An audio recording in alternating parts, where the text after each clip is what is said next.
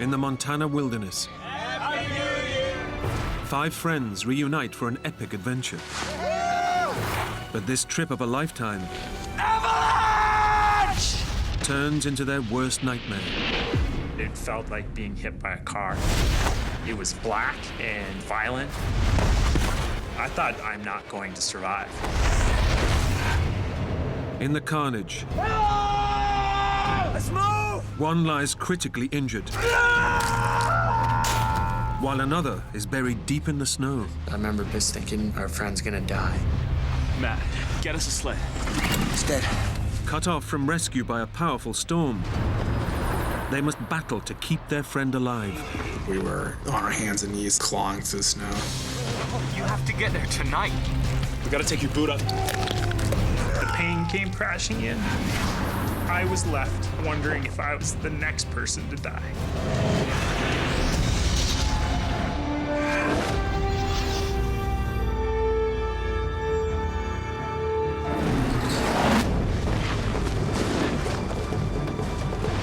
One, two, three, four, five.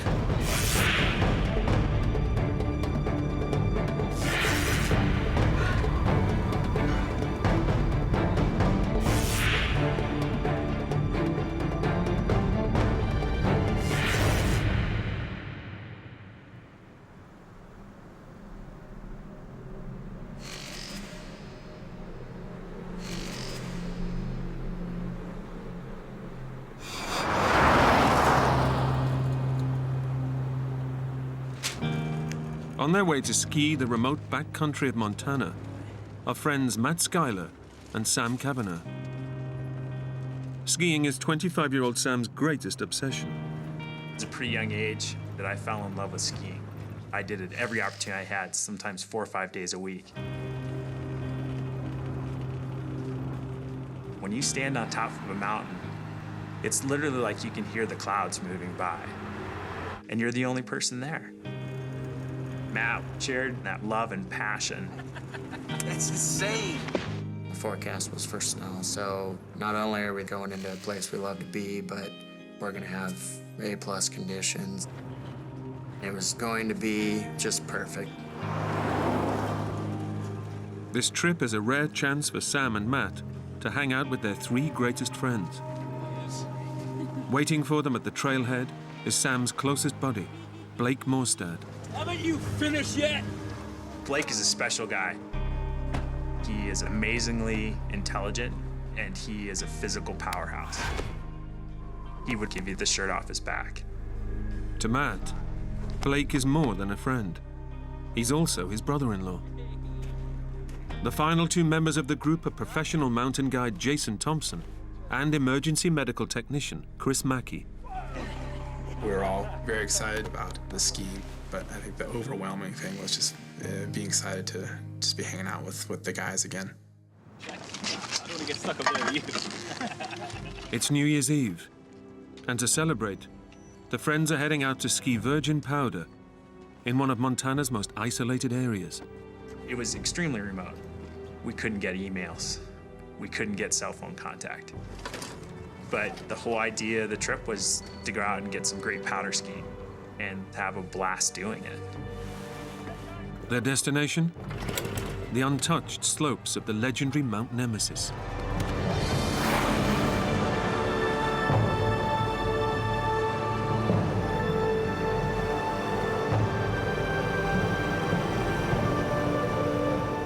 The mountain is famous for powder skiing and notorious for deadly avalanches. But the men have come prepared. A high avalanche danger to us is not a stop. It just means you need to be on your A game.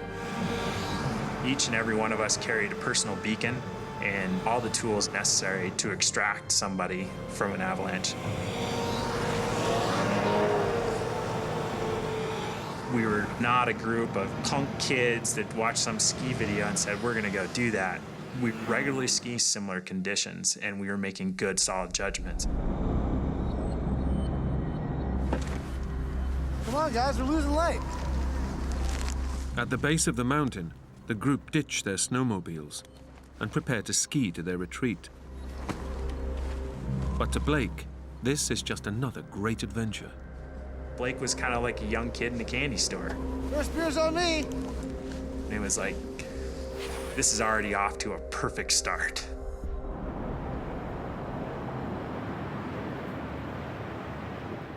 The friends have skied 8 kilometers cross-country to their base camp. They're now all set to see in the new year. Happy New Year! But Blake is celebrating something much more life-changing. Okay, guys, I have a special announcement. Addie's pregnant. I'm gonna be a dad. It was a pretty momentous moment. Good work, man. Hey, Didn't know you had it in you. congratulations. Blake suddenly was gonna have a little man looking up to him and exploring life for the first time. And so we took out the personal video camera. And I remember Blake toasting his wife. Hey, Addie, I love you. I look forward to seeing Junior pretty soon here, too. Happy New Year, Eddie! We all fully expected that next year we'd be celebrating the craziness that was 2005.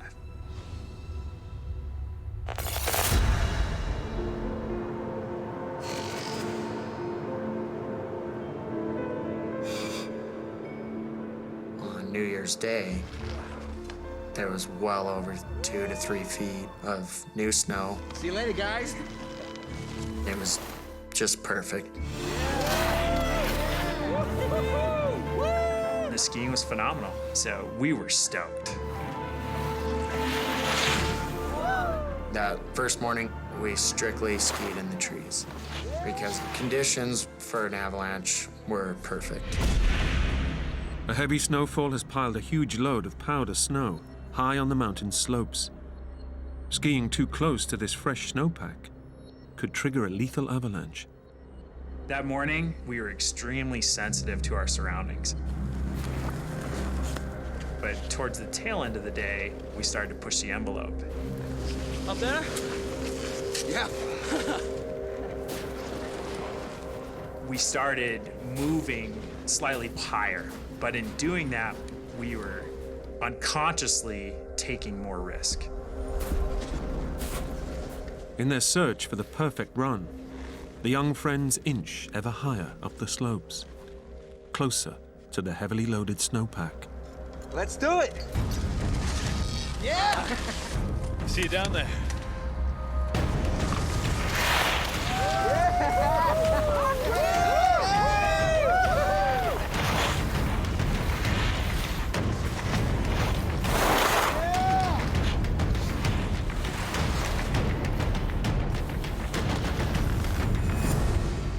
Finally, only Matt and his brother-in-law Blake are left up top. You all right? Go ahead. He skied off.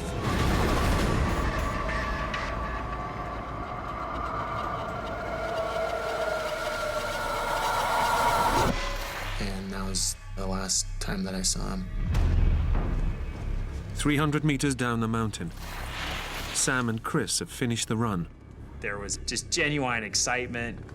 Chris pulls out the camera and he looks at me, he's like, "So, Sam, What'd you think? That was awesome. But, gotta tell you, I'm exhausted. As Chris powered down the camera, suddenly you could just hear this distant, faint noise.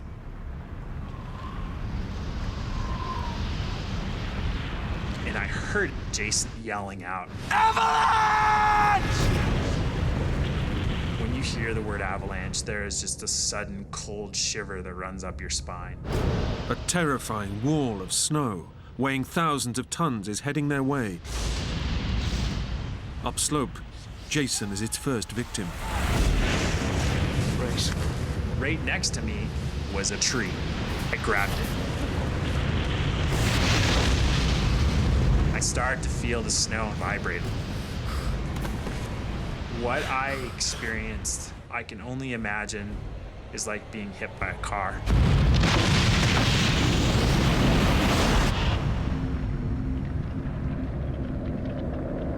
My world, the world that I knew it to be, had completely evaporated. And and I was now being subject to something that was not going to spit me out until it was done with me. It's a big impact when a wall of snow hits you at 100 miles an hour. It's like being tossed around like a rag doll. All of a sudden, I was being tossed and turned, not knowing which way was up or down. It was black, it was violent, and I thought, I'm not going to survive. To his horror, Chris Mackey realizes that the avalanche is sweeping him towards a dangerous precipice.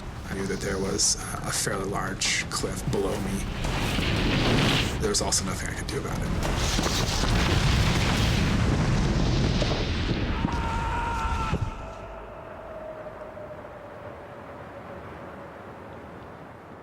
The nature of the terrain means that the sound of the avalanche hasn't reached 24-year-old Matt Schuyler up above. He's unaware of the disaster unfolding beneath him. From my vantage point, I couldn't see anything, and I didn't hear anything. He's waiting for Blake to shout that the way is clear for his run. I was waiting for someone to yell, "Go ahead," and I waited and waited and waited, and I finally started yelling down, Hello? Hello? Hello? So I just kind of thought, I'll just go down there and see what's going on.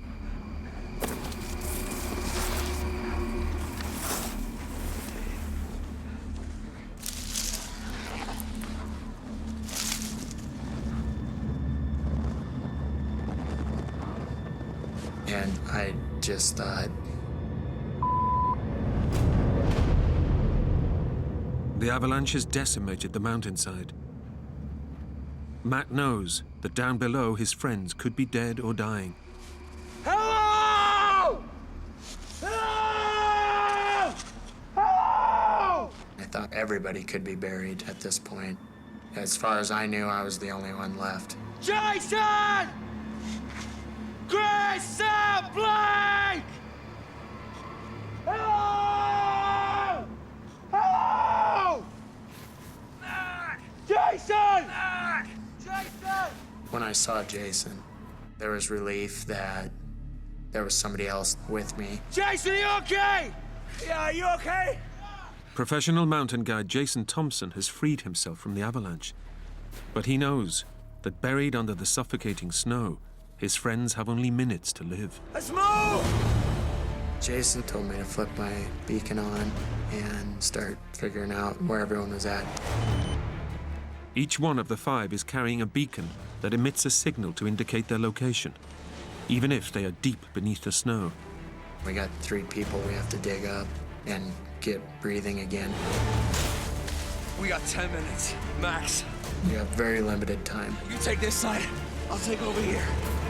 Blake! Chris! Blake! Chris! Blake! Down the mountain, Sam Kavanagh slowly regains consciousness. Moments ago, I was in the clutches of the avalanche. And there I am. I had floated to the top, and I'm only partially buried.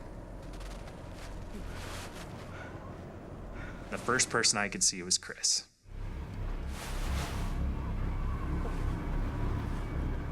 Are you okay? He's shooken, scared, but alive. Yeah. Yeah, I think so. Somehow, despite being thrown over the cliff edge, Chris Mackey has also survived. There's so much snow, and it's so powerful, I didn't even feel it.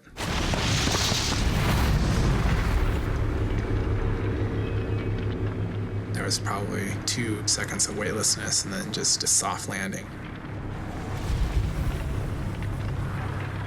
There's a lot of adrenaline, realizing, wow, I'm okay. And then freed myself, turned on my transceiver to look for anyone else that could have been buried. I could hear Jason and Matt upslope yelling out our names. I'm elated, you know? Here. You here? Here! Chris and Jason are okay, and I knew that Matt was okay because he's yelling out our names. Miraculously, 4 of the friends are alive and accounted for. Blake! But Sam's best friend Blake is missing. Blake? Suddenly, it's not over. It's not okay. Blake? Blake! Blake! Blake! We have to find someone who's unconscious, buried, and we don't know where he is. Blake! It started to kick in. Blake! He's my brother-in-law, and he's buried somewhere. Blake!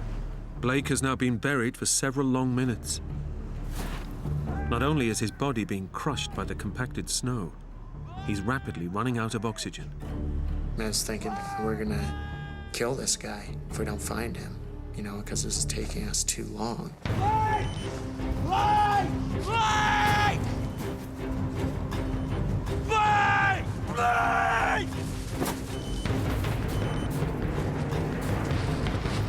At the exact same moment, Jason and I both picked up the faintest signal on our beepers. We didn't even say anything, just pointed. The signal started getting stronger and stronger. It's going 40, 30, 20, and I started saying out loud, 15. 10. 9. 8. All of a sudden, I could see the top of the backpack. Over there. Now that Blake has been located, it's critical they get to him and clear an airway, fast, Start from below. before he dies from lack of oxygen. We're trying to get to his head to get him breathing. Using their Avalanche shovels, they start to dig. But the snow has become heavily compacted in the slide. It was very frustrating. It was like digging up concrete. I threw my shovel aside and was just digging with my hands. I remember just thinking, we're losing him. He's right here, but we can't get him out. Come on, Blake! Come on, Blake! Come on, Blake! It was very frustrating how difficult the digging was. Come on! I just felt helpless. 30 meters away, Sam Kavanagh struggles to free himself from the imprisoning snow Blake! and helps save his best friend. I started trying to move around, and I felt this pretty intense pain.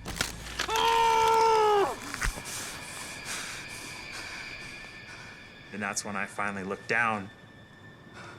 My foot was facing 180 degrees behind me.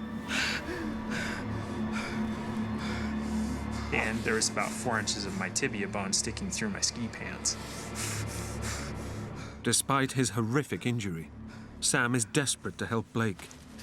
But first, he will have to do the unthinkable. And so I really just tried to prepare myself. I grabbed it, I spun it 180 degrees.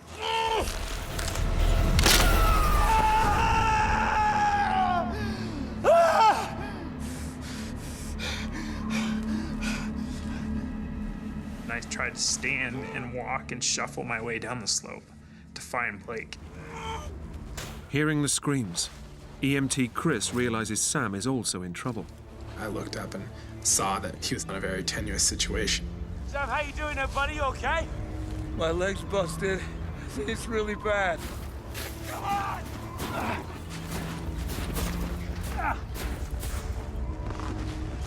This is just shocking. There was a very big laceration on the side of his leg and quite a bit of bone sticking out. It's gonna be okay, Sid. It's gonna be okay. It's certainly the worst compound fracture I'd seen to that point. Chris is suddenly pushed to the limits of his training. He knows that an injury this severe, so far from civilization, could prove fatal. We just need to get Sam stabilized, try to control the bleeding, and get him off of the slope. But we were still right in the middle of dealing with Blake. We got him out! Finally, after being buried for almost 10 minutes, Blake Morstad is pulled from his icy tomb. At first, I thought he's just passed out.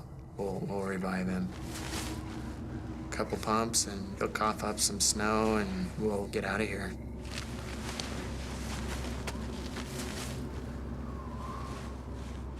Blake has no life signs. Compressing his chest will simulate his heartbeat, pumping blood round his body and keeping his brain alive. Man, come on. Pump his chest. 1, 2, 3, 4.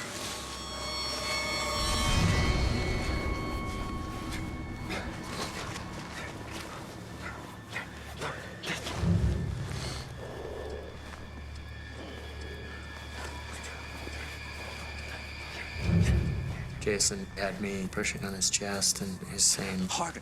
Go harder. break a rib if you have to. I remember being really frustrated, thinking we're losing him. They did CPR for a few minutes, and they yelled up, "It's not going well." Chris! We need you down here!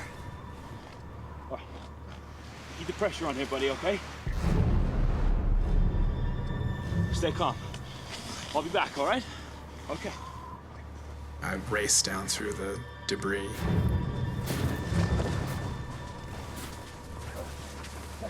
Have you seen any signs of life? Blake was white, maybe a little blue, and not responsive at all. 1, 2, 3, 4, 5, 6, 7, 8, 9, 10, 11, 12, 13, 14, 15. You're relying on your training, but it's a struggle. 6, 7, 8, 9, 10, 11, 12. This is not a rubber mannequin. This is your friend, and he's not doing well. 15. In the back of my head, I knew he was dead.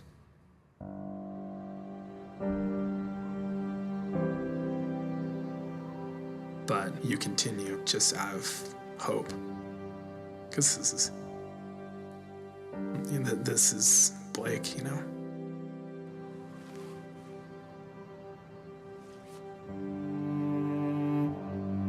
I remember just looking at Jason and he was just like, this is done. He's dead. And I just thought, wow.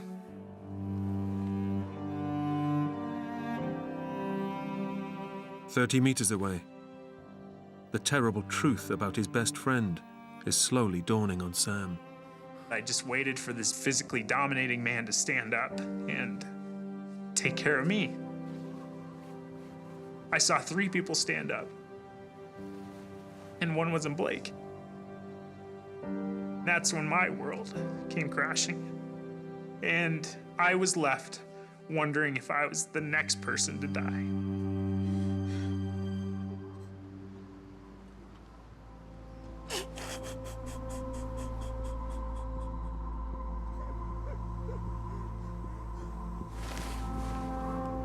Expectant father Blake Morstad lies dead in the snow. That's a tough realization, but he was gone. There was nothing more that we could do for him, and that was fairly apparent. As a group, we just knew that our focus needed to shift to Sam. Guys, I'm getting really cold up here. The 5th friend, 25-year-old Sam Kavanagh, has suffered a horrific leg injury and is losing blood. Young EMT Chris Mackey knows he must work fast or watch a second friend die. I was very concerned for Sam. He was in and out of shock, which was kind of hard to assess. He had lost an incredible amount of blood. He's in shock. His body temperature is plummeting, and he risks hypothermia. I was becoming extremely cold. I couldn't formulate thoughts very well. And there was literally a voice in my head that said, if you want to escape the vicious, vicious pain, my body said, all you gotta do is close your eyes. After losing his brother-in-law, Matt Schuyler is determined not to let Sam die too. I remember him shaking me out of this trance He's like, Sam? You're going back to Sarah. You're going home to your wife. For him to put me in that position of fighting for something that was so important to me, at that moment, I had a reason to survive. It's essential to get Sam warmth and shelter fast. But base camp is a kilometer away across rough terrain. Matt, get us a sled, okay? Matt ran back and grabbed a toboggan to get Sam back to the hut. Before I could move him, I had to splint his leg. Splinting Sam's leg will close his wound and should slow the blood loss. But it also means grinding his broken bones back together. This is gonna hurt, all right? Sam's a tough kid, but doing that with no pain control 3. Yeah. 1, 2. is about as painful as it gets. 3. By nightfall, the men begin their short trip back to camp, but soon realize that Sam faces a grueling journey. The deep snow and level terrain mean that the sled keeps sinking. We were on our hands and knees, just clawing through the snow. We were working as hard as I've ever worked doing anything. We were just going 10 steps at a time, and we'd just fall over, do it again. It just took forever to cover any ground. As the group struggles on, the temperature plummets to well below freezing, and Sam begins to show signs of hypothermia. Despite it being 0 degrees out, I was sweating bullets. I was shaking uncontrollably. Multiple times, Matt and Jason bundled up around me, just trying to stabilize me. Sam! There was times where he just wouldn't really respond, and we would shake him awake. Sam, you stay with us, buddy, okay? Hey, don't go to sleep, buddy. It was a critical situation, for sure.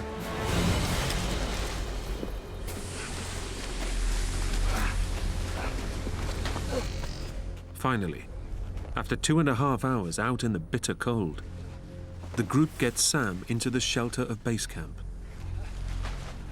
Once we got back, there was a sense of relief. Easy. On 3. 1, 2, 3. Okay, easy. Go, Sam.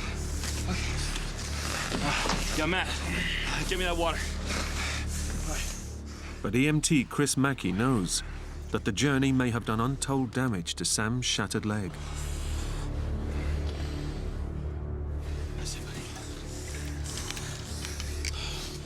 It's at that point where we needed to look again at his leg, and I knew the boot needed to come off. Okay, Sam, that's gonna hurt. I tried to prepare Sam for the pain that he was going to be going through. I want you to bite down on this for me, and we're gonna get this done, okay? Yeah? He bed down on a rag, and we slowly, precariously started to remove his boot.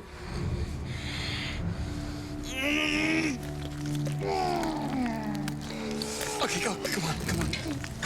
You have to imagine my leg is only currently being held on by the very back muscle. And I remember yelling out, Just rip it off now!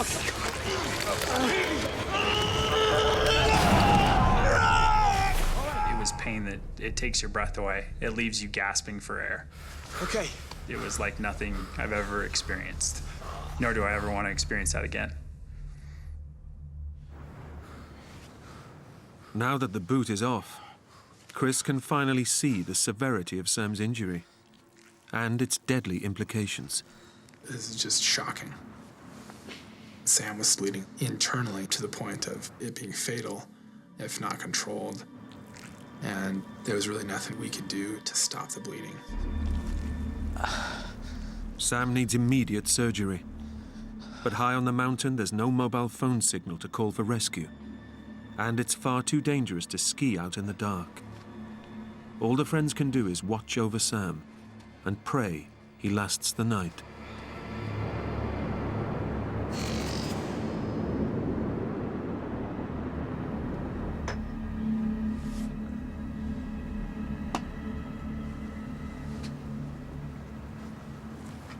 The decision that we made as a group was to wait till first light. And we took rotations, staying up with Sam. And as the hours dragged by, the friends' thoughts turned to Blake, who only hours ago was still among them. We were all mourning Blake.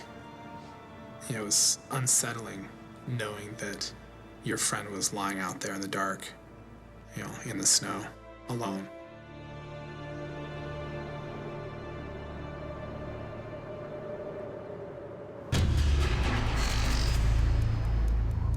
Sam Kavanagh has survived the night, but is fading fast.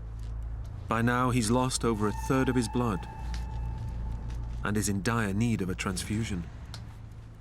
His friends must summon help immediately. Camp started getting a little busy. Matt and Chris are up, getting ready for the trip out. And that's when we started going through packs.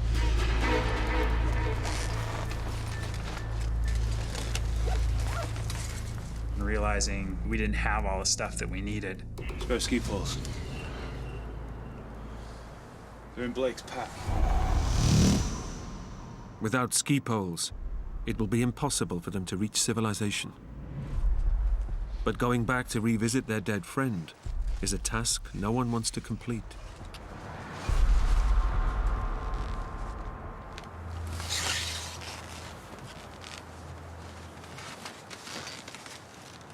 I'll go. You wait here.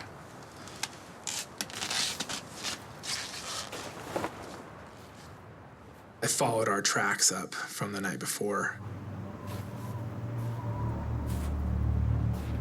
I was a bit hesitant because it was like a bad dream at that point. And seeing the evidence of the avalanche made it all very real again.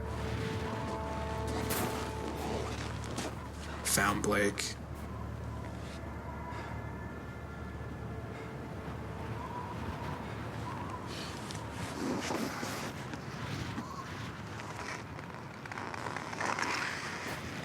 Searched around and grabbed some ski poles.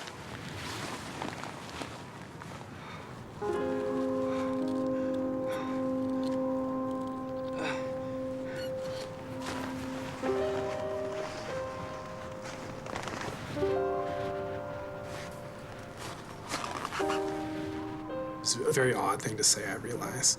It was one of the most beautiful things I'd seen in my life. The violence of the day before had been replaced. It was very quiet. It was just me. Just me and Blake at that point. So it was a very special moment.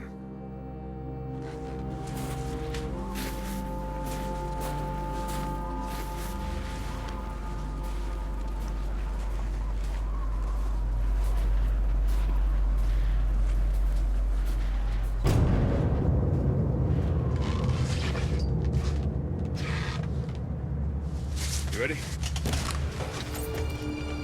Hang in there, young.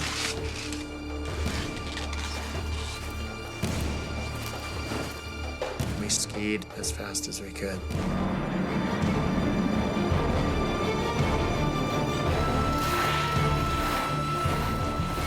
For 4 hours, they ski through dangerous avalanche terrain. Finally, they make it to the base of the mountain, where they left their snowmobiles. From here, they're just an hour's drive from mobile phone contact with the outside world. And the one thing you need to happen is that snow machine starting.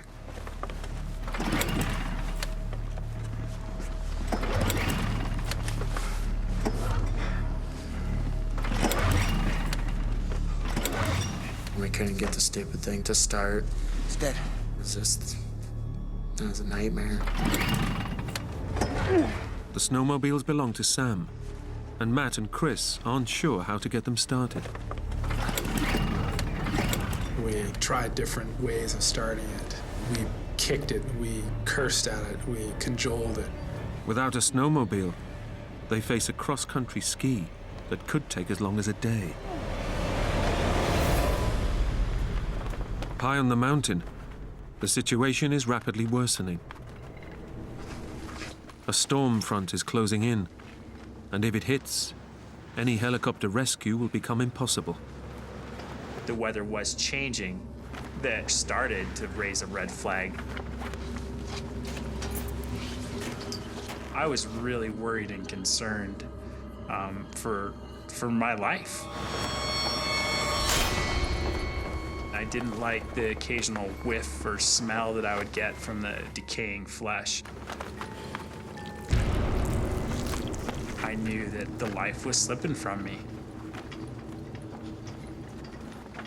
But you have to hope that it's not over. My time wasn't done. I wasn't finished. Down at the base of the mountain, Matt is still grappling with how to start Sam's snowmobile. Sam is in a life and death situation.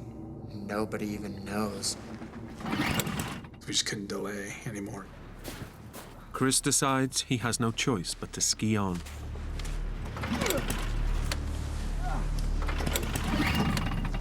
As I'm out in the middle of this big field,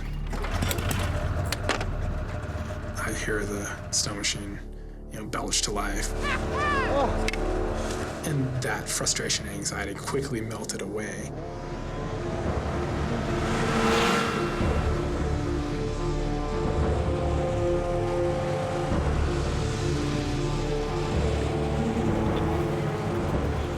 Once they emerge from the shadow of the mountain, Chris fires up his mobile phone.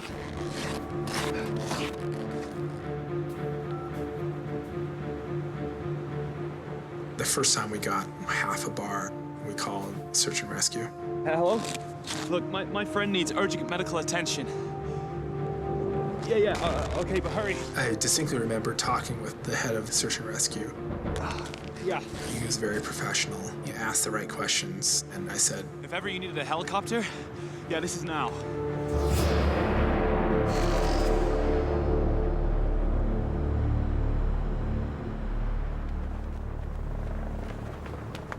Suddenly you hear this very faint thud, and it kind of drew a little closer. And then Jason came in, he's like, man, there's a helicopter. They're coming. And you could hear this helicopter closer and closer as if it's just right over our head.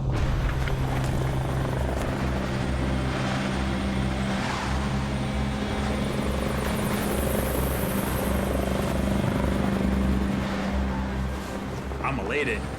They're coming to rescue us.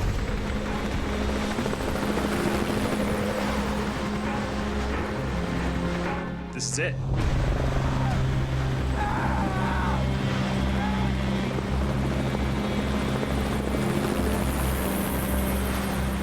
Then the helicopter would faint and it would go away. Please! Come back! We didn't know what was going on. Could they not see us?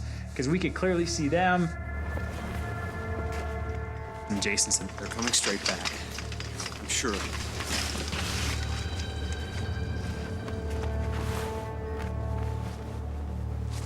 and the helicopter flew over. You could hear the rotors.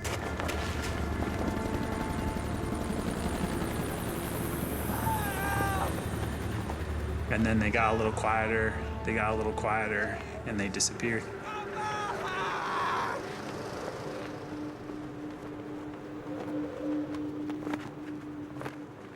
And it just went dead silent. 30 kilometers away, Chris and Matt have made it back to the safety of their truck, where news of the aborted rescue attempt is filtering through. Search and rescue kept saying, we can't do this, it's not gonna happen.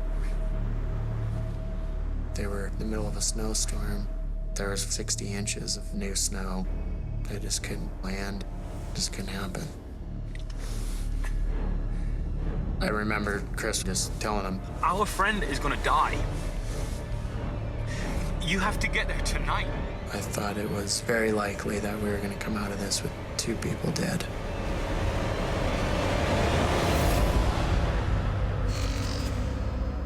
The rescue helicopter can't try again till daybreak, and the mood at camp is desperate. There was anger, but I just had to try to make it to tomorrow. But by now, Sam's leg is starting to decompose. And with no antibiotics to stop the spread of poisonous toxins, his organs are starting to shut down. I needed to go to the bathroom, and I was trying to pee into a plastic juice jug. Jason. And so I talked Jason into letting me sit upright.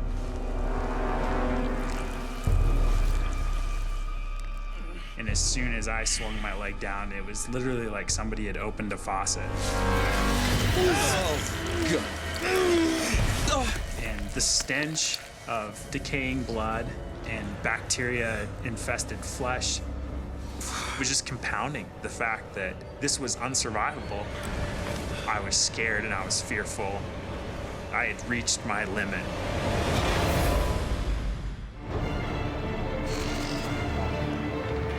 In the backcountry wilderness of Montana, search and rescue air crews are grounded by a fierce snowstorm. 2,000 meters up, Chris Mackey and Matt Schuyler have battled their way back to camp, where 24 hours ago, they left critically injured Sam Kavanagh fighting for his life. When Matt and I arrived, there was a big relief that Sam was still with us.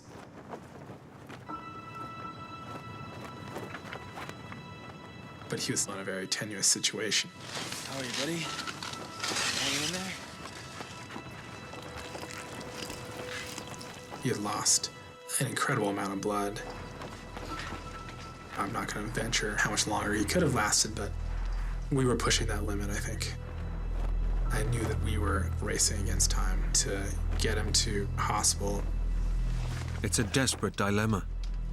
Any attempt to drag Sam down the mountain would trigger further blood loss and probably kill him. His only hope of survival is an airlift, but rescue helicopters can't land in the deep snow around the camp. Matt, come with me, okay? I remember Chris said, if you want a helicopter to come in here, start stepping on snow and make a helipad. I knew if the helicopter couldn't land, we were taking out a dead body. It's early afternoon, and the storm rages on. But then a glimmer of hope. A medical team have fought their way through the blizzard. They'll try to stabilize Sam until the helicopter can land. To have that level of expertise there was a big relief. They had antibiotics and some pain medication, and medically pretty much took over.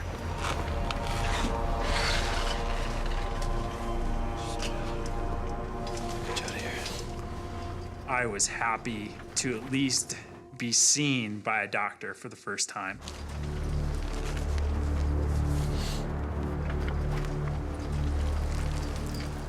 But when he opened up the bandage,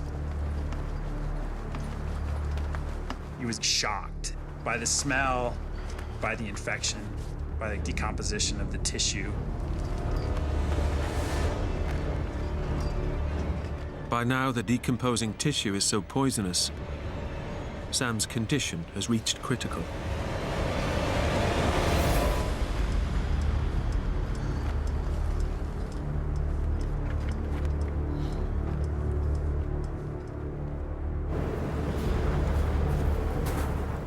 A decision is made. Despite the risk, the friends will have to drag Sam down the mountain. It's a desperate strategy. Okay, Sam, we're gonna drag you out, okay? The whole group collectively began wrapping me in the sleeping bag. At that point, my injury was so bad, the probability of me dying halfway out was pretty high. 1, 2, 3. I think there was a real concern that I may not be able to survive. I don't know, but then it was just like, this is a nightmare. We just couldn't lie there and watch him die. Okay, ready? Let's go. Wait. Suddenly, we got word that the helicopter pilots were going to give it one more try. Chopper's coming back.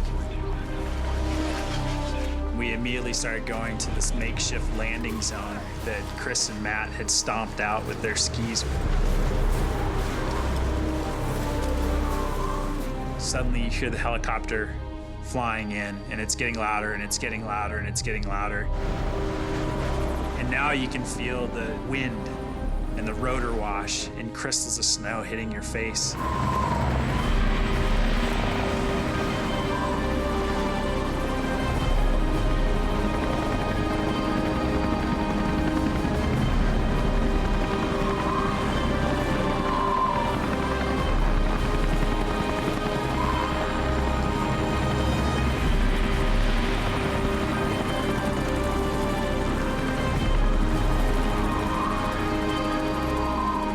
For the first time in 48 hours, I didn't feel pain. I was taken away from that, and I was rescued.